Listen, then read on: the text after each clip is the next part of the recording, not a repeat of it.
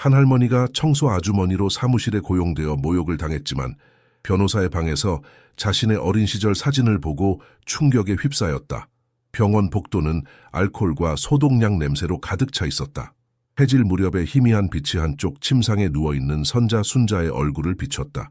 21세의 그녀는 땀으로 범벅된 얼굴로 침대 시트를 움켜쥐고 산고의 고통에 신음했다. 주변에서는 간호사들이 형식적으로 내뱉는 격려의 말들이 그녀의 귓가를 스치고 있었다. 한 번 더 힘줘요. 이제 거의 다 왔어요. 하지만 선자는 간호사들의 말을 듣는 것조차 벅찼다. 몸은 한계에 도달했고 고통의 나락에서 그녀를 끌어내릴 사람은 아무도 없었다. 몇 시간이 지나 마침내 아기가 세상에 나왔다. 간호사가 갓 태어난 아이를 안아 올렸을 때 선자는 눈꺼풀이 무겁게 감기기 직전 아이의 얼굴을 스치듯 보았다. 아이는 너무 작고 연약했지만 그 작은 눈 속에는 살아있는 불꽃이 어렴풋이 빛나고 있었다. 그러나 기쁨은 찰나였다. 아기는 곧바로 신생아실로 옮겨졌고 간호사는 상황이 좋지 않다고 말했다. 선자는 가슴이 무너지는 것 같았지만 할 수 있는 것은 침대에 누워 기다리는 것뿐이었다. 며칠 후 선자는 병원 복도의 차가운 벤치에 홀로 앉아 있었다. 아이의 상태를 알려줄 의사를 기다리며 초조하게 손을 꼬고 있던 그녀 앞에 한 남자가 다가왔다. 중년의 의사였지만 그의 표정은 공감이나 위로의 흔적조차 없었다. 유감입니다. 아이가 끝내 버티지 못했습니다. 그 말은 너무나 무심했다.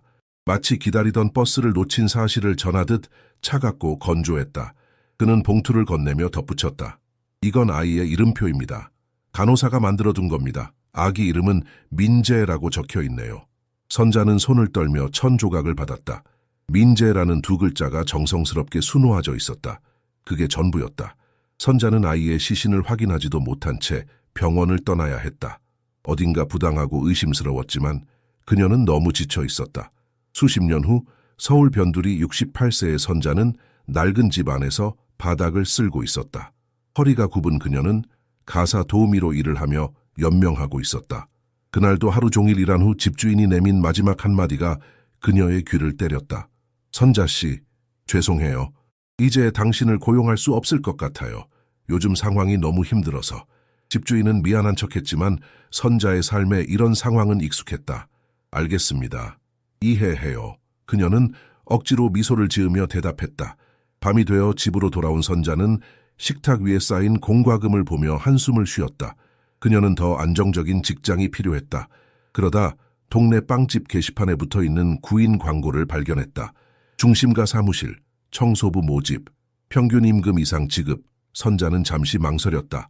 중심가, 그곳은 그녀의 세계와 너무나도 달라 보였다. 하지만 굶주림은 그녀를 망설일 여유조차 허락하지 않았다. 다음 날 선자는 광고 속 주소를 찾아갔다. 거대한 빌딩이 그녀를 맞이했다. 반짝이는 유리창과 현대적인 외관은 선자의 누추한 옷차림을 더욱 돋보이게 만들었다. 사무실로 들어선 그녀는 관리자로 보이는 여성이 서류를 건네며 냉담한 태도로 말했다. 5층 복도부터 청소하세요. 중요한 사람들 방해하면 안 됩니다. 그리고 조심해요. 여기는 당신 월급으로는 절대 감당 못할 비싼 것들로 가득하니까. 선자는 조용히 고개를 끄덕이며 걸레와 청소도구를 들고 복도로 향했다. 그녀는 혼자가 아니었지만 아무도 그녀를 눈길 한 번 주지 않았다.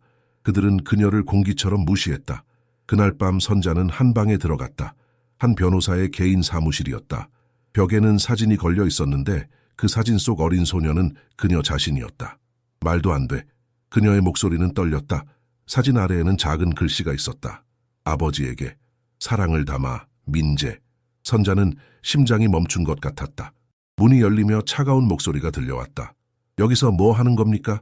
민재의 목소리는 고요했던 사무실을 단칼에 가르는 칼날처럼 날카로웠다. 여기서 뭐 하시는 겁니까? 순자는 본능적으로 한 발짝 뒤로 물러섰다. 심장이 두근거렸고 숨이 가빠왔다. 그녀는 한동안 멍하니 걸린 사진을 바라보았다. 그곳에 있는 소녀가 자신이라는 사실은 분명했다.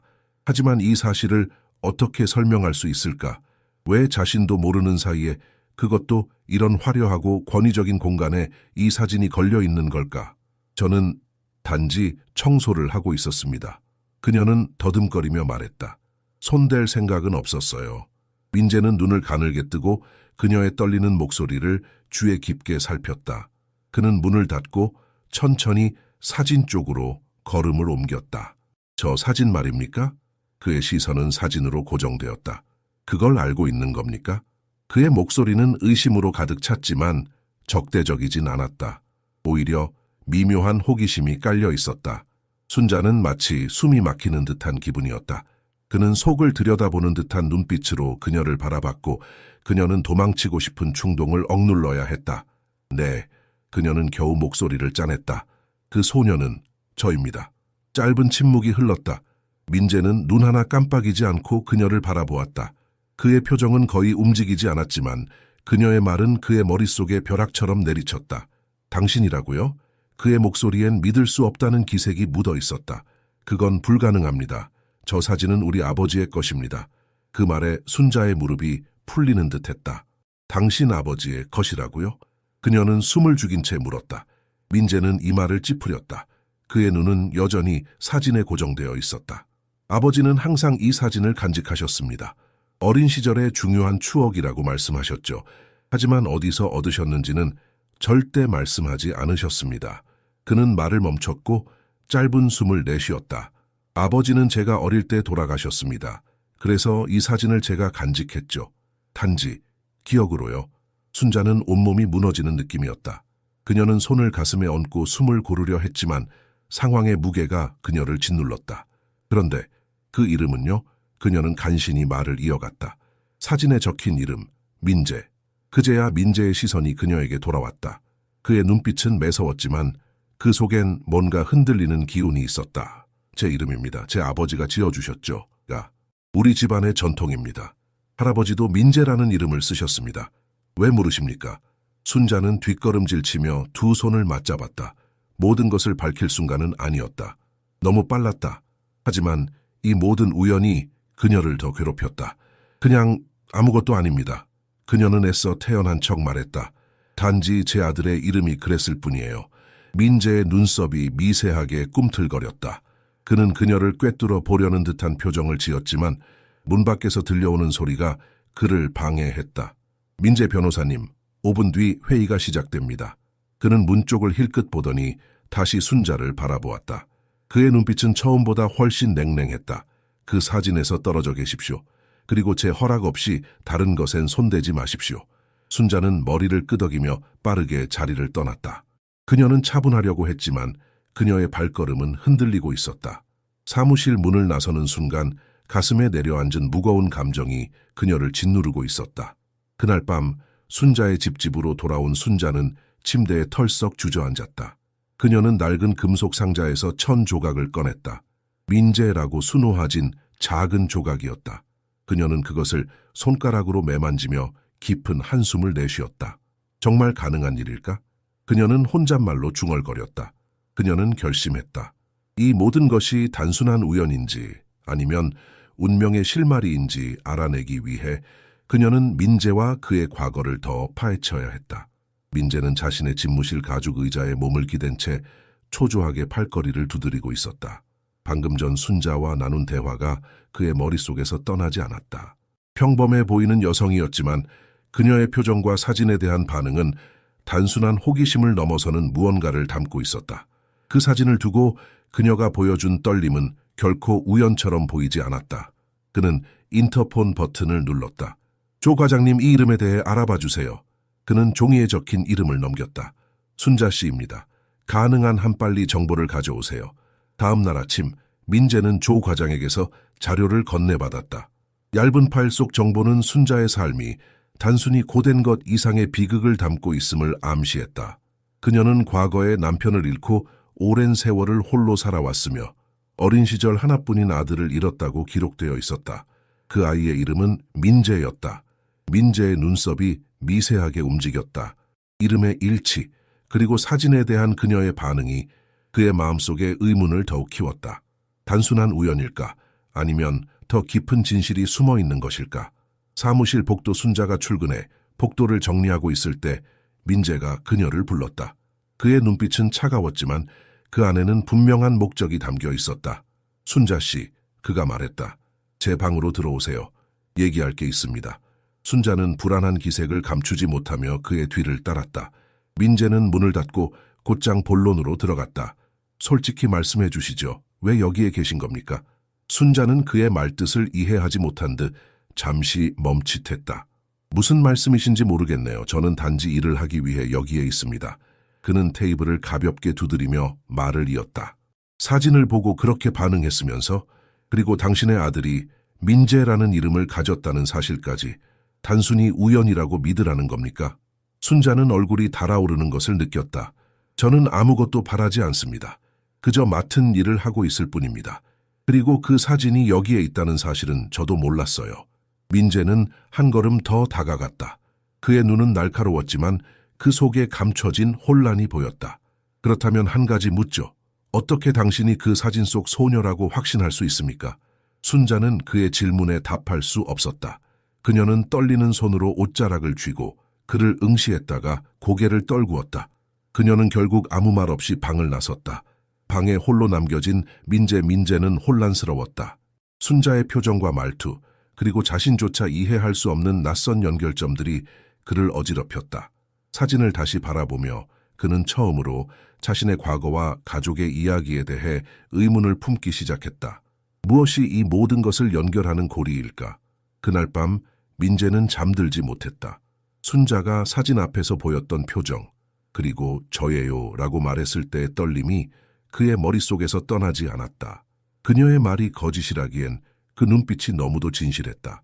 민재는 침대에 누워 천장을 바라보며 그 사진의 기원을 떠올렸다. 왜 아버지는 아무런 설명 없이 그 사진을 보관했을까? 그것은 단순한 추억이 아니었다. 날이 밝자 민재는 결심했다. 답을 찾아야만 했다. 그가 생각할 수 있는 유일한 사람은 어머니 쪽의 유일한 생존 가족, 이모인 혜정이었다.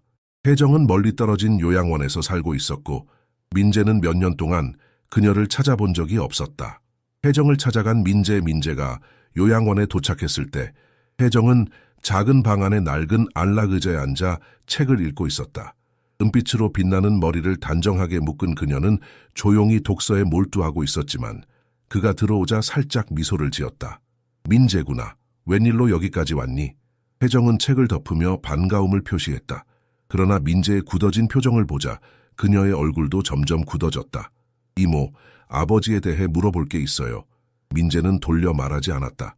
혜정은 고개를 갸웃하며 물었다. 어떤 걸 알고 싶으니? 민재는 잠시 망설였다. 그러나 결국 질문을 꺼냈다. 사진 말이에요. 어린 소녀가 담긴 사진을 아버지가 가지고 있었죠. 그 사진에 대해 아시는 게 있으세요? 혜정은 눈에 띄게 긴장했다. 그녀는 안경을 벗고 무릎 위에 내려놓으며 한숨을 내쉬었다. 그 사진이구나. 그녀는 조용히 말했다. 네 아버지는 그 사진을 항상 중요하게 여겼어. 하지만 어디서 온 건지, 왜 그렇게 소중히 여기는지는 절대 말하지 않았단다. 민재는 답답한 마음에 물었다. 그냥 사진일 리 없잖아요. 이모, 아버지가 무슨 결정을 했다고 말씀하셨죠? 그게 무슨 말이에요? 혜정은 조용히 고개를 끄덕였다. 한 번 이런 말을 하신 적 있어. 병원에서 젊은 여자를 도와야 했다고. 정말 어려운 상황에 처한 여자였대. 그게 어떤 의미인지는 묻지 못했지만 네 아버지는 그 결정을 평생 마음에 담고 계셨지. 아버지의 일터였던 병원. 민재는 숨을 고르며 물었다. 병원이요? 아버지가 병원과 어떤 관계가 있었죠? 내 아버지는 그 병원에서 법률 자문을 맡았단다. 특히 산부인과 관련된 일이 많았지. 입양 절차와 관련된 민감한 문제도 처리하셨고. 입양, 그 단어가 민재의 머릿속에 맴돌았다. 그는 더 이상 질문을 하지 못했다. 감당할 수 없는 무언가가 그의 마음을 짓누르는 것 같았다. 사무실로 돌아온 민재는 자신의 사무실로 돌아왔지만 업무는 손에 잡히지 않았다. 그는 사진 앞에 서서 천천히 손가락으로 액자틀을 쓸었다. 모든 단서가 그 사진에 얽혀 있는 것 같았다. 그는 처음으로 깨달았다. 자신의 과거, 그리고 가족의 이야기가 단순한 추억이 아닌 감춰진 진실로 가득 차 있을지도 모른다는 사실을. 한낮의 태양이 내리쬐는 가운데 순자는 낡은 버스를 내려 도시의 외곽에 위치한 기록 보관소로 향했다. 그녀의 손에는 오래된 서류 몇 장과 낡은 공책이 들려 있었다. 그 공책에는 그녀가 지난 며칠 동안 떠올린 단서들이 빼곡히 적혀 있었다. 순자는 결심했다.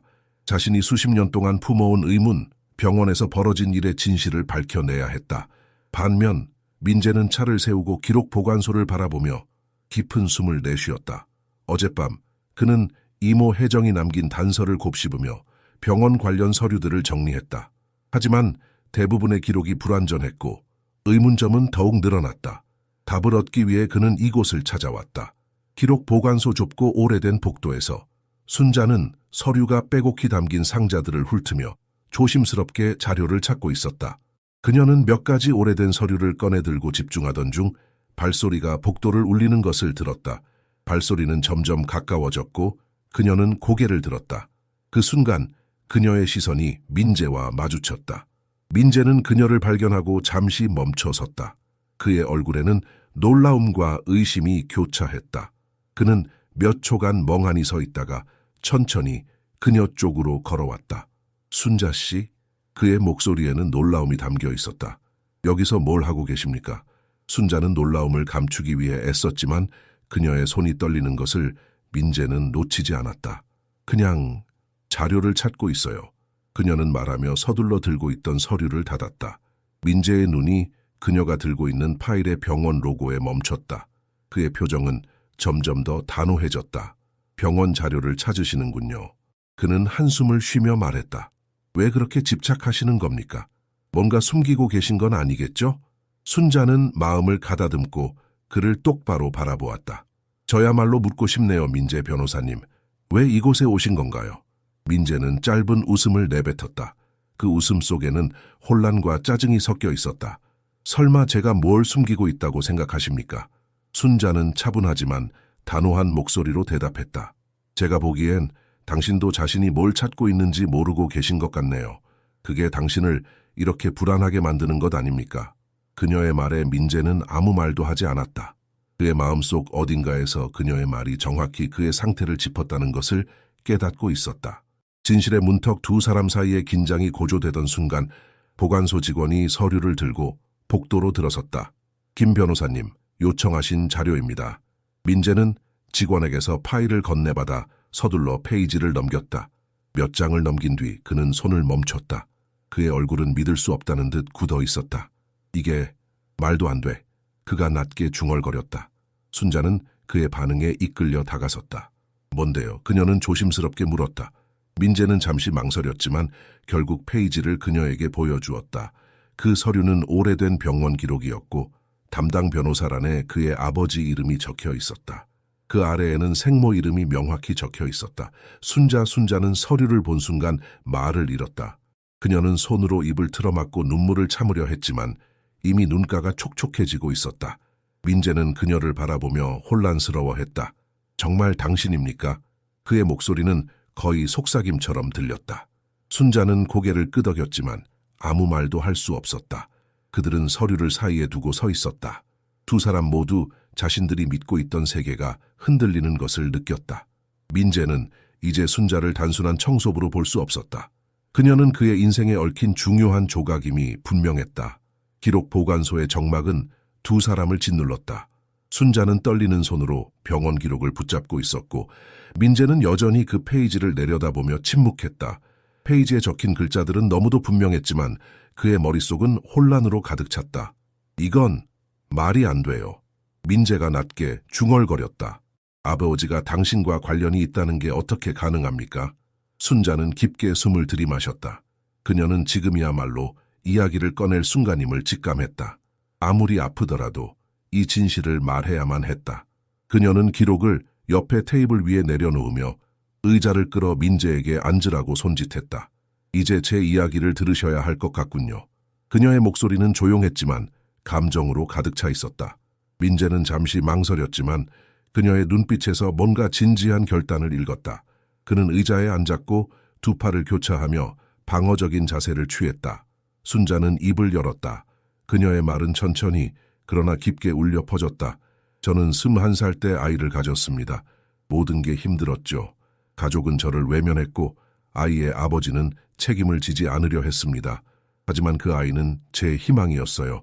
그녀는 잠시 말을 멈추고 가방에서 낡은 천 조각을 꺼냈다. 그 아이를 위해 만들었죠. 그의 이름은 민재였습니다. 당신과 같은 이름이죠. 민재는 천 조각을 바라보았다. 수십 년 동안 간직된 그 작은 물건에서 무언가 묵직한 감정이 느껴졌다. 하지만 그는 아무 말도 하지 못했다. 순자는 이어서 말했다. 아이를 낳는 과정은 너무 고통스러웠습니다. 그리고 병원에서 들은 말은 더 고통스러웠죠. 아이가 죽었다고 했습니다. 시신도 보여주지 않았고 저는 그냥 쫓겨나듯 병원을 떠나야 했어요. 마치 그 아이의 존재 자체가 중요하지 않은 것처럼. 순자의 눈에 눈물이 맺혔다. 그녀는 떨리는 손으로 눈물을 닦으며 말을 이었다. 하지만 저는 믿을 수 없었어요. 늘 뭔가 잘못됐다는 느낌이 들었죠. 그리고 그 사진을 당신 사무실에서 봤을 때 제 삶에서 잃어버린 조각이 제 앞에 나타난 것 같았습니다. 민재는 그녀의 이야기를 듣는 동안 복잡한 감정에 휩싸였다. 그녀의 말은 단순히 감정적이지 않았다. 그녀가 말하는 모든 단어는 사실처럼 들렸다. 그렇다면 당신은 제가 그 아이라고 생각하는 겁니까? 민재는 겨우 말을 꺼냈다. 그의 목소리는 떨리고 있었다. 저도 확실하지는 않아요. 순자는 조심스럽게 말했다. 하지만 너무 많은 조각들이 맞아떨어지고 있어요. 저는 그게 진실일지도 모른다고 느끼고 있어요. 민재는 자리에서 일어나며 손으로 머리를 감쌌다. 이건 말도 안 돼요. 아버지는 그런 일을 한 적이 없다고요. 저한테는 항상 훌륭한 분이었어요. 민재 씨, 순자는 진지하게 말했다. 당신 아버지는 어쩌면 옳다고 생각했을지도 몰라요. 하지만 그 과정에서 제 삶을 무너뜨렸어요. 그리고 당신의 삶 역시 진실로부터 멀어졌을지 모릅니다. 민재는 아무 말 없이 고개를 저으며 방을 나갔다. 순자는 남겨진 테이블 위에서 천 조각을 손에 꼭 쥐었다. 고요 속에서 그녀는 자신이 처음으로 진실에 가까워지고 있다는 것을 느꼈다. 하지만 이 진실은 너무나 아프고 무거웠다. 민재는 요양원으로 향하는 길 내내 한마디도 하지 않았다. 자동차 엔진 소리만 귓가를 스쳤고 순자가 했던 말들이 머릿속에서 계속 맴돌았다. 그녀가 말한 진실이 무엇이든 민재는 그것이 자신의 아버지와 얽혀 있다는 사실이 두려웠다. 혜정 이모는 그의 아버지를 가장 잘 아는 사람 중 하나였다. 더는 불확실한 대답으로 버틸 수 없었다. 요양원에 도착했을 때 한 간호사가 그를 안내했다. 익숙한 복도를 지나 작은 방문 앞에 섰다. 방문을 열자 창가에 앉아있던 혜정 이모가 고개를 돌렸다. 그녀는 정원을 멍하니 바라보고 있었지만 민재를 보자마자 미소를 지었다. 어머, 민재구나. 무슨 일이니? 며칠 전에 본 것 같은데 벌써 또 오다니. 하지만 민재의 굳은 표정을 보고 그녀의 미소는 서서히 사라졌다. 무슨 일 있니, 민재? 그녀가 안경을 고쳤으며 물었다. 민재는 가방에서 병원 기록을 꺼내 테이블에 놓았다. 이모, 아버지에 대해 알고 싶어요. 이번엔 모든 것을요. 혜정은 기록을 바라보며 눈을 가늘게 떴다. 그녀는 손을 내밀어 문서를 잡으려 했지만 손이 미세하게 떨리고 있었다. 이건 어디서 난 거니? 그녀는 낮게 물었다. 그게 중요한가요? 민재는 단호하게 대답했다. 제가 알아야 할 건 아버지가 그 병원에서 어떤 일을 했는지, 그리고 순자라는 여인과 무슨 연관이 있었는지입니다. 혜정은 잠시 침묵했다. 그녀의 시선은 문서 위를 맴돌았고 그녀의 숨소리가 무거워졌다. 네 아버지는 나쁜 사람이 아니었단다, 민재. 하지만 때로는 자신이 옳다고 믿는 결정을 너무 쉽게 내렸어. 그게 모든 문제의 시작이었지. 어떤 결정이요? 민재가 물었다. 그의 목소리에는 조급함과 분노가 섞여 있었다. 입양이란 이름 아래에서 무언가가 벌어진 건가요? 혜정은 고개를 떨구며 한숨을 내쉬었다. 그 젊은 여인, 순자라는 이름이었나? 네 아버지는 그녀를 도와야 한다고 생각했어. 그 당시 그녀는 너무 어리고 가난했지. 가족도 아이의 아버지도 그녀를 외면했으니까 네 아버지는 그 아이가 더 나은 환경에서 자라야 한다고 믿었어. 하지만 그게 무슨 소용이었죠. 그녀의 허락도 없이 아이를 데려간 거라면. 민재는 화를 참으려 애쓰며 소리쳤다. 그 아이는 순자의 아들이었어요. 그걸 아버지가 몰랐을 리 없잖아요. 혜정은 눈을 감고 고개를 저었다. 나는 모든 걸 알지 못해. 네 아버지는 이런 이야기를 자주 하지 않았어. 하지만 한 가지는 분명해. 그는 그 사진을 항상 간직했지. 아마 그것이 그가 떠안은 죄책감의 증거였을 거야. 민재는 머리를 감싸며 의자에 기댔다. 그의 심장은 갈수록 무거워졌고 머리는 점점 더 혼란스러워졌다. 그럼 이모는 다른 증거를 알고 계세요? 아버지가 남긴 기록 같은 것 말이에요. 혜정은 잠시 생각하더니 말했다. 네 아버지의 집무실에 오래된 상자가 있을 거야. 네 어머니가 그 상자를 열지 못하게 했지. 그 안에 모든 비밀이 있을지도 몰라. 민재는 자리에서 일어섰다. 감사합니다, 이모. 더 알아봐야겠어요. 혜정은 그의 뒷모습을 바라보며 한숨을 내쉬었다. 민재가 문을 닫고 나가자 그녀는 중얼거렸다. 이제 네가 진실을 마주할 차례구나. 집으로 돌아가는 길 운전대 위로 떨어지는 민재의 손은 힘이 없었다. 그는 아버지가 남긴 진실과 마주해야 한다는 걸 알았다. 그러나 그 진실이 얼마나 아플지 감히 예상할 수 없었다. 김지아의 오래된 집은 무거운 공기로 가득 차 있었다. 민재는 어머니가 세상을 떠난 후 이 집에 발을 들이는 것을 꺼려했다. 낡고 방치된 공간은 그에게 과거의 불편한 기억들만 떠올리게 했다. 그러나 혜정 이모가 말한 진실의 단서를 찾기 위해서는 이곳을 다시 찾아야 했다. 아버지의 서재는 먼지와 시간이 쌓인 채 정지된 공간처럼 보였다. 책장 위엔 오래된 책들이 가지런히 놓여 있었고 한쪽 구석에 낡은 나무 상자가 놓여 있었다. 상자는 어두운 갈색에 녹슨 금속으로 마감된 고풍스러운 디자인이었다. 민재는 상자 앞에 무릎을 꿇었다. 손으로 잠시 만지작거리며 망설였지만 곧 공구 상자에서 찾아낸 드라이버로 녹슨 자물쇠를 비틀어 열었다. 자물쇠가 풀리는 순간 그의 심장은 격렬히 뛰기 시작했다. 상자 안에는 문서와 편지, 사진들이 깔끔하게 정리되어 있었다. 아버지는 이 상자를 단순히 물건을 보관하는 용도로 쓰지 않았음이 분명했다. 이것은 분명 숨기고 싶은 기억들을 담아둔 곳이었다. 숨겨진 진실. 민재는 상자 안의 편지를 꺼내 읽기 시작했다. 그것은 병원 이사장들과 아버지가 주고받은 서신들이었다. 내용은 표면적으로는 법률 상담에 관한 것이었지만 문장들 사이에 감춰진 뉘앙스는 그보다 더 어두운 것을 암시했다. 재정이 어려운 미혼모들을 대상으로 한 특별 프로그램, 적절한 가정으로의 배치 완료, 그리고 한 문장, 순자 사례, 민감한 상황 성공적으로 처리됨. 민재는 손이 떨리는 것을 느끼며 사진 한 장을 집어들었다. 사진 속에는 어린 소녀가 웃고 있었다. 사진 속 얼굴은 민재가 이미 너무나 잘 알고 있는 사람이었다. 바로 순자였다. 입양 서류 상자 맨 아래에는 오래된 입양 기록 한 장이 놓여 있었다.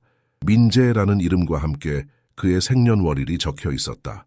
그러나 부모 이름은 지워져 있었다. 민재는 서류를 읽으며 숨을 멈췄다. 기록은 명백했다. 그의 아버지가 한 부유한 가정에 그를 입양시키려 했다는 내용이었다. 그러나 도중에 그 가정이 입양을 포기했고 아버지가 그를 직접 양육하게 된 것이었다. 그의 머릿속은 혼란으로 가득 찼다. 내가 순자의 아들이라고? 감정의 소용돌이 민재는 상자 속 서류를 덮으며 벽에 기대어 앉았다. 그는 혼란스러웠다. 자신이 평생 믿어온 가정과 정체성이 순식간에 흔들리고 있었다. 분노, 슬픔 그리고 실망이 한꺼번에 몰려왔다. 내가 누구인지도 모르겠어. 그는 낮게 중얼거렸다. 그는 상자에서 가장 중요한 서류를 골라내어 파일에 넣었다. 그리고 결심했다. 순자를 만나야 했다. 변호사도 아들로서도 아닌 진실을 찾고 싶은 한 사람으로서. 순자는 작은 부엌 테이블에 앉아 손에 든 천 조각을 바라보고 있었다. 민재라는 이름이 정성스럽게 수놓아진 이 조각은 그녀의 삶에서 가장 소중한 물건이었다. 때로는 이것만이 그녀가 버틸 수 있는 이유처럼 느껴졌다. 기록 보관소에서의 충격적인 발견 이후 그녀는 진실에 한 걸음 더 다가갔음을 느꼈지만 그것을 마주할 준비가 되어 있는지는 알 수 없었다. 갑작스러운 문 두드리는 소리가 그녀의 혼란을 깼다. 문을 열자 민재가 문 앞에 서 있었다. 그의 얼굴은 복잡한 감정으로 일그러져 있었다. 분노와 혼란, 그리고 어딘가 깊은 상처가 그 안에 뒤섞여 있었다. 그는 팔에 두툼한 서류철을 끼고 있었고 눈은 그녀를 정확히 바라보고 있었다. 대화가 필요합니다. 그의 목소리는 단호했다. 순자는 잠시 망설였지만 결국 그를 집 안으로 들였다. 민재는 작은 아파트를 둘러보았다. 방 안은 단출하고 오래된 물건들로 채워져 있었다. 그는 가만히 테이블 앞에 앉으며 그곳의 소박함에 어딘가 죄책감이 스쳤다. 민재는 서류철을 테이블 위에 내려놓고 펼쳤다. 여러 장의 문서와 사진들이 테이블을 채웠다. 그는 한 페이지를 가리키며 입을 열었다. 여기 있습니다. 당신 말이 사실이었습니다. 제 아버지는 당신 아이와 관련된 일을 했습니다. 순자는 문서를 들여다보며 손을 떨었다. 그녀는 그중 입양 기록을 조심스럽게 집어들었다. 그 종이에 적힌 단어들이 그녀의 눈에 강렬하게 다가왔다. 이게 정말... 그녀는 거의 속삭이듯 말했다. 민재는 팔짱을 끼며 차가운 표정으로 그녀를 바라보았다. 그리고 저는요? 이건 제게 무슨 의미입니까? 제가 당신이 잃어버린 그 아이라고요? 그렇다면 제 삶은 뭐가 되는 겁니까? 순자는 천천히 고개를 들었다. 그녀의 눈에는 이미 눈물이 맺혀 있었다. 확실하지 않아요. 하지만 모든 것이 너무 맞아떨어져요. 민재는 깊게 숨을 내쉬며 눈을 감았다. 제 아버지는 저를 키웠습니다. 제가 아는 그는 좋은 사람이었어요. 그런데 지금 모든 게 거짓이었다는 건가요? 순자는 천 조각을 손에 쥐고 있었다. 그녀는 그것을 민재에게 내밀며 말했다. 이걸 만들었어요. 당신을 위해서. 병원에서 내내 당신을 기다리며 아무것도 줄 수 없어서 이걸 만들었죠. 제가 가진 유일한 기억입니다. 민재는 조심스럽게 그것을 받아들었다. 그 천 조각은 작고 낡았지만 그것이 담고 있는 감정은 너무도 컸다. 그는 그것을 손가락으로 천천히 매만졌다. 전 모르겠어요. 그는 낮게 말했다. 제가 뭘 느껴야 할지도 모르겠어요. 이건 너무... 저도 몰라요. 순자가 말을 이었다. 그녀의 목소리는 떨렸지만 진심이 담겨 있었다. 하지만 이건 우리가 함께 풀어나가야 할 문제예요. 민재는 잠시 동안 아무 말도 하지 않았다. 그는 순자의 얼굴을 바라보며 그 안에서 자신과 닮은 무언가를 찾으려는 듯했다. 그제야 그는 조금씩 무언가를 인정하기 시작했다. 그는 천 조각을 단단히 쥐고 일어섰다. 시간이 필요합니다. 순자는 고개를 끄덕이며 작은 미소를 지었다. 알아요. 문이 닫히고 순자는 홀로 남았다. 그녀는 처음으로 이 수십 년간의 공허함이 채워질 가능성을 느꼈다. 그러나 그 길은 여전히 멀고도 험난해 보였다. 다음 날, 민재는 다시 순자의 집을 찾았다. 전날의 어색한 긴장감은 사라졌고 이번에는 확실한 목적과 결단이 그의 얼굴에 드러나 있었다. 문이 열리자 순자가 나타났다. 그녀는 어제와 똑같이 수수한 차림이었지만 눈빛에는 무언가 조심스러운 기대가 비쳤다. 다시 오셨네요. 그녀가 말했다. 민재는 고개를 끄덕이며 천 조각을 손에 꼭 쥔 채로 문 안으로 들어섰다. 제가 아버지가 한 일을 바꿀 수는 없겠죠. 그는 말문을 열었다. 하지만 이게 사실이라면 우리가 이 진실을 마주할 자격은 있다고 생각합니다. 순자는 그의 결연한 태도에 살짝 고개를 끄덕였다. 어떻게 하실 생각인가요? 병원으로 돌아가야 합니다. 그는 말했다. 아버지의 문서에서 나온 이름, 병원 원장이었던 원일이라는 사람. 그가 아직 살아있다면 모든 답을 가지고 있을 겁니다. 원일 원장과의 대면 민재는 자신의 인맥을 동원해 원일의 주소를 알아냈다. 그는 이제 은퇴해 도심에서 멀리 떨어진 저택에 살고 있었다. 순자와 함께 그곳을 찾아갔을 때 원일의 가정부가 그들을 맞이 못해 문 안으로 들였다. 넓은 응접실 한가운데 원일이 앉아 있었다. 나이는 들어 보였지만 그의 눈빛은 여전히 예리했고 권위감이 느껴졌다. 민재가 그의 앞에 서자 원일의 눈썹이 살짝 올라갔다. 김 변호사 아닌가? 우진의 아들이군. 네, 민재는 짧게 대답하며 서류를 테이블 위에 올려놓았다. 우리는 제 아버지가 병원에서 했던 일에 대해 얘기하러 왔습니다. 이 여성 순자 씨와 관련된 일입니다. 원일은 이름이 나오자마자 살짝 몸을 굳혔다. 그는 순자를 한번 스쳐보더니 시선을 테이블 위 서류로 옮겼다. 오래된 일이다. 그가 마침내 말했다. 지금 와서 그게 왜 중요한가? 민재는 테이블을 손으로 밀어붙이며 날카롭게 대꾸했다. 중요한 이유는 제 인생과 이분의 삶이 그 일 때문에 산산조각이 났기 때문입니다. 원일은 한숨을 쉬며 무겁게 몸을 기대었다. 네 아버지는 나쁜 의도로 그런 일을 한 게 아니었다. 그는 종종 너무 이상적인 선택을 하곤 했지. 그때도 마찬가지였다. 순자는 이때 입을 열었다. 그녀의 목소리는 떨렸지만 강했다. 그는 제 아이가 죽었다고 거짓말을 했습니다. 저를 속였어요. 당신도 그걸 알고 있었나요? 원일은 그녀를 정면으로 바라보지 못했다. 대신 그는 고개를 돌리며 중얼거리듯 대답했다. 그렇게 하라고 지시받았어. 네 상황은 너무 어려웠고 우진은 그 아이가 더 좋은 환경에서 자랄 수 있다고 믿었다. 처음에는 입양 가정으로 보내려 했지만 일이 틀어져서 그래서 그가 직접 아이를 키운 건가요? 민재가 물었다. 그의 목소리에는 분노가 서려 있었다. 맞다. 원일이 조용히 대답했다. 그는 네가 좋은 아버지를 만날 운명이었다고 생각했을 거야. 하지만 그 과정에서 네 친어머니가 겪은 고통은 우진도 항상 마음에 남아 있었을 거다. 더 큰 진실의 폭로 원일은 이어서 더 충격적인 사실을 털어놓았다. 하지만 이 사건은 네 아버지만의 문제가 아니었다. 병원 전체, 아니 의료계와 법조계 일부가 얽혀 있었다. 많은 젊은 어머니들이 자녀를 잃었고 그 아이들은 흔적도 없이 사라졌지. 순자는 그의 말을 들으며 손으로 입을 가렸다. 그녀의 고통이 자신의 것만이 아니었다는 사실이 무겁게 다가왔다. 이걸 묻고 끝낼 생각이 아닙니다. 민재는 단호히 말했다. 이제 모든 것을 세상에 밝힐 겁니다. 원일은 고개를 끄덕이며 말했다. 그게 네가 할 수 있는 유일한 정의라면 막지 않겠다. 차 안에서 집으로 돌아가는 길, 차 안의 공기는 무거웠다. 민재가 입을 열었다. 당신이 옳았어요. 제 아버지가 알고 있었습니다.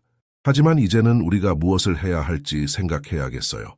순자는 그의 손등에 조심스레 손을 올렸다. 그 시작은 당신이 진실을 받아들이는 겁니다. 그리고 나머지는 우리가 함께 해결할 거예요.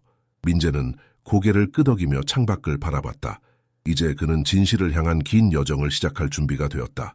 민재의 사무실은 마치 전쟁터 같았다. 책상 위에 펼쳐진 문서와 메모들, 그리고 오래된 신문 기사들이 그의 주변을 어지럽히고 있었다. 컴퓨터 화면에서는 민재가 빠르게 키보드를 두드리며 정보를 검색하고 있었고, 순자는 조용히 그의 옆에서 오래된 편지 한 장을 읽고 있었다. 이건 단순한 실수가 아니에요. 민재가 화면에서 눈을 떼지 않고 말했다. 그들은 병원을 중심으로 조직적으로 움직였어요. 입양을 가장해 어머니들에게서 아이들을 빼앗았죠. 제 아버지는 단지 법률적인 허점을 메운 도구였던 거고, 순자는 손에 든 편지를 내려다보며 힘없이 중얼거렸다. 그렇다면 나 같은 엄마가 얼마나 더 있었을까요? 민재는 타이핑을 멈추고 그녀를 바라봤다. 그의 표정은 단호했지만 눈빛 속에는 죄책감이 섞여 있었다. 우리가 그 답을 찾아야 해요. 그리고 모두가 이 사실을 알게 해야 합니다. 폭로 준비, 그는 곧 신뢰할 수 있는 기자에게 연락을 했다. 오랜 지인인 기자는 그의 이야기를 듣고 이 사건의 무게를 바로 이해했다. 민재, 이건 보통 일이 아니야. 기자가 말했다. 이 정도 규모라면 공개하는 순간 엄청난 반발이 있을 거야. 준비됐어? 민재는 고개를 끄덕이며 확신에 찬 목소리로 말했다. 어떤 반발이 있더라도 상관없어요. 진실을 밝힐 때가 됐습니다. 순자도 인터뷰에 참여하기로 결심했다. 그녀는 울먹이면서도 단호하게 말했다. 이건 단지 제 이야기가 아니에요. 수많은 어머니들이 같은 아픔을 겪었을 겁니다. 저는 그들을 위해 말할 거예요. 위협의 그림자, 그러나 이야기가 공개되기 전부터 위험의 신호가 다가오기 시작했다. 그날 밤 민재는 익명의 전화를 받았다. 김 변호사, 그만둬. 더 깊이 파고들면 너만 다칠 거야. 그는 전화를 끊고도 불안한 기분을 떨칠 수 없었다. 다음 날 아침 순자의 낡은 자동차가 심하게 훼손된 채 발견되었다. 차 옆면에는 붉은 페인트로 꺼져라라는 단어가 크게 그려져 있었다. 이건 협박이에요. 순자가 목소리를 떨며 말했다. 민재는 그녀를 진정시키며 대답했다. 우리를 겁주려는 거예요. 하지만 멈추지 않을 겁니다. 폭로의 순간 며칠 후 기사와 인터뷰가 동시에 공개되었다. 순자는 방송 카메라 앞에서 자신의 이야기를 담담하게 풀어갔다. 그녀의 목소리는 떨렸지만 그녀의 눈빛은 단호했다. 저는 제 아이를 잃었습니다. 하지만 지금이라도 진실을 밝히고 싶어요. 다른 어머니들이 같은 아픔을 겪지 않도록. 민재도 인터뷰에 함께했다. 그는 아버지의 잘못을 인정하면서도 진실을 바로잡으려는 자신의 결심을 밝혔다. 아버지는 저에게 좋은 아버지였지만 그가 했던 일은 옳지 않았습니다. 저는 이를 바로잡는 데 최선을 다할 겁니다. 진실의 파장 기사가 공개된 직후 도시 전체가 충격에 휩싸였다. 수십 년 전 병원에서 발생한 입양 스캔들은 많은 여성들에게 트라우마로 남아있었다. 그중 몇몇은 방송 이후 용기를 내어 자신의 이야기를 밝히기 시작했다. 그러나 폭로와 함께 위협도 커졌다. 민재는 신문사에서 기자들에게 압박이 가해지고 있다는 소식을 들었다. 생각했던 것보다 더 강한 세력과 맞서고 있는 것 같아요. 민재는 순자에게 말했다. 우리는 포기하지 않을 거예요. 그녀가 단호히 대답했다. 위협은 분명했다. 불법 입양 사건이 드러난 이후 민재와 순자는 그들이 맞서고 있는 사람들이 단순히 과거를 은폐하려는 수준을 넘어 어떤 수단도 마다하지 않는다는 사실을 깨달았다. 하지만 두 사람은 물러서지 않았다. 다음 날 아침 민재는 아버지가 남긴 모든 문서와 자료를 경찰서로 가져갔다. 그것들은 입양 기록, 가짜 서명, 그리고 여러 사진과 편지가 포함된 상자였다. 이건 더 이상 개인적인 일이 아닙니다. 그는 경찰서장에게 말했다. 여기엔 수십 년 동안 벌어진 조직적인 범죄의 증거가 있습니다. 보호가 필요하지만 무엇보다 진실을 밝혀야 합니다. 경찰은 그의 진지함에 공감하며 즉시 수사를 확대하기로 했다. 하지만 분위기는 여전히 긴장감으로 가득했다. 위협의 고조 이틀 뒤, 민재는 사무실에서 새롭게 발견한 자료를 정리하고 있었다. 늦은 밤, 창밖에서 이상한 소리가 들렸다. 밖으로 나가자 그의 차 타이어가 칼로 찢겨 있었다. 그는 주위를 살피다가 두 명의 낯선 남자에게 제압당했다. 네가 그만두지 않으면 끝은 뻔하다. 한 남자가 낮게 으르렁거렸다. 민재는 저항하려 했지만 역부족이었다. 그 순간 멀리서 경찰차의 사이렌 소리가 들리자 그들은 황급히 도망쳤다. 다음 날 아침 민재는 순자에게 전날 밤 일을 설명하며 말했다. 이제 이들은 겁에 질렸어요. 그리고 그만큼 위험해졌습니다. 하지만 끝을 봐야죠. 순자는 그의 결단력에 고개를 끄덕이며 조용히 말했다. 우리가 여기까지 온 이유를 잊지 말아요. 다른 어머니들에게도 진실을 알려줘야 하니까요. 진실의 열쇠 며칠 후 민재는 기자로부터 전화를 받았다. 우리가 큰 것을 발견했어요. 기자가 말했다. 네 아버지와 가까웠던 은퇴한 판사가 이 사건의 핵심입니다. 그는 입양 기록을 조작하고 법적 허점을 악용해 모든 과정을 합법처럼 보이게 했어요. 민재와 순자는 경찰과 함께 판사를 추적했다. 판사는 초기에는 범죄를 부인했지만 압박이 계속되자 결국 다른 주요 공범들의 이름을 털어놓기 시작했다. 그중에는 여전히 활동 중인 의사, 변호사, 심지어 정치인도 있었다. 이 사건은 곧 국가적인 이슈로 부상했다. 순자와 민재의 인터뷰와 사건 내용이 모든 뉴스 채널에 보도되자 피해를 당한 다른 어머니들도 용기를 내어 자신의 이야기를 털어놓기 시작했다. 정의가 실현되다 범죄 조직의 규모가 드러나며 많은 사람들이 체포되었다. 병원의 원장, 판사 그리고 공범으로 밝혀진 주요 인사들은 모두 법정에 서게 되었다. 하지만 정의가 실현된 기쁨에도 불구하고 순자는 여전히 복잡한 감정을 느꼈다. 아이를 잃었던 그 수십 년간의 고통은 아무리 정의가 이루어져도 완전히 지울 수 없는 것이었다. 새로운 시작 몇 달 후 순자의 삶은 눈에 띄게 달라졌다. 그녀는 민재와 더욱 가까워졌고 그와 함께 시간을 보내는 일이 자연스러운 일상이 되었다. 어느 늦은 오후 민재는 순자의 집을 방문했다. 간단한 저녁을 함께 먹으며 그는 말했다. 우리가 잃어버린 시간은 돌이킬 수 없겠죠. 하지만 남은 시간을 어떻게 보낼지는 우리의 선택입니다. 순자는 그의 말을 들으며 미소 지었다. 눈에는 감사의 눈물이 고였다.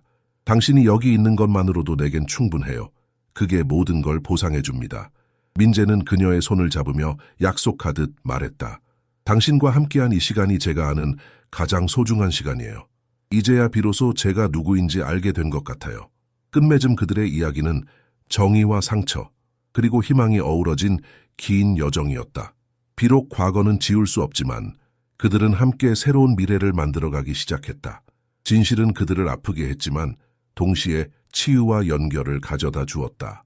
그리고 마침내 그들은 서로의 삶 속에서 잃어버린 시간을 채우기 시작.